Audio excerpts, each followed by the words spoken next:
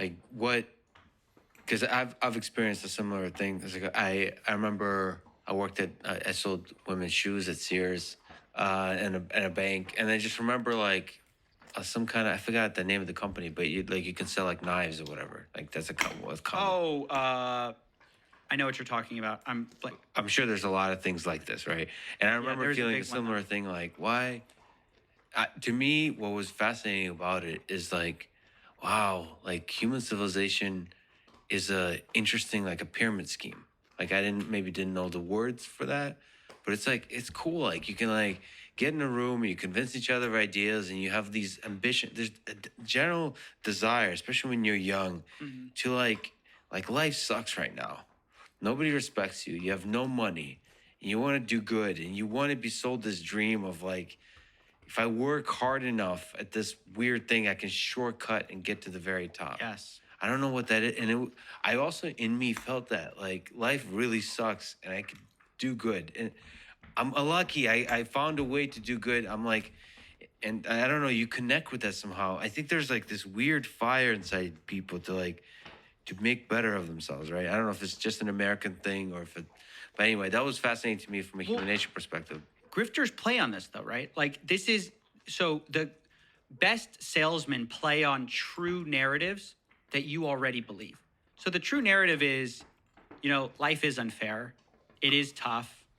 The American dream, as described by go to a job, work at the same company for 40 years and then retire to a safety net that you're positive is going to be there, that is largely dead. And so they like play on those fears and those problems to then sell you a pill, a solution, a thing. And the problem is that the solution is usually worse than even the problem they sketched out. Like you will do better most of the time by going with the regular company than you will by going with these goofy multi-level marketing. But let me answer your question. What is a multi-level marketing? So there's a criticism, first of all, that, let me get to what it is in theory. Like at its most ideal, multi-level marketing is where you have a product that you're selling. And one of the ways you help sell it is by rather than going through traditional marketing, like where you go and you put out print advertising, it's like sort of a social network of marketing. I sell to you, and then actually, Lex, not only can I sell to you, you can then go sell this product, and you'll make money selling it. And you know what? To incentivize me to get other salesmen, because when I get another salesman, I'm actually giving myself competition, so that's bad. So to incentivize me to do that, they'll pay me part of what you make, right? And then you go out and you go, okay, well, I can sell this product. I also can get new salesmen to like sell for me, and I'm going to make money from you, whatever. So it goes down the line of you create multiple levels where you can profit from their marketing, right? The problem with this system is that however well-intentioned it is that usually the emphasis of that selling and making money ends up not being about the product at all and ends up entirely being about recruiting new people to recruit new people to recruit new people. That's the real way to make money in multi-level marketing. This is where the very true criticism of most multi-level marketing, if not all, are pyramid schemes in structure. Because what a pyramid scheme is it's all about I put in $500 and I recruit two people to put in $500 and that comes up to me, and they get two people to put in $500 and it goes to them. And the reason it's a flawed business model is in order for it to work and everyone to make money, you'd have to assume an infinite human race. And so that's not the case. Most people end up getting screwed in multi-level marketing and in pyramid schemes. That's what that is. That's that thing. And the quality of the product, it doesn't necessarily matter what you're selling. To people who are financially incentivized to like buy this thing. Yeah, and so you're selling the dream of becoming rich. Yes. To the people down in the pyramid. That's the real product of multi-level marketing, unfortunately.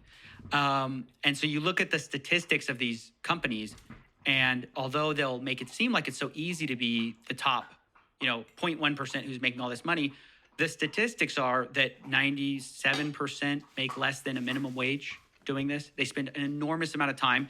And just what's so cruel about it is that's not advertised up front. I mean, it's like if I go work at McDonald's, I know what I'm getting. If I go work at Amway, I have they've sold me visions of beaches and whatever. And more than likely, I'm losing money. So better than 50% of people lose money, but 97% of people make less than minimum wage. So it's like, it's such a bad business for the vast majority of people who join it. And the people at the very top who are lying to the people at the bottom saying they all can do it when they can't are making all the money. So It's really messed up. Oh, and the interesting thing I've noticed, maybe myself too, because I participated in the knife selling for like a short amount of time. That's probably the experience that most It's people not have. Cutco, is it? I don't know. I don't think it was Yeah, Cutco, I know what you're talking about. It's killing but me. I think there's several variations of it. I think I was part of less popular one. It doesn't. I keep wanting to say it was called Vector. Yeah.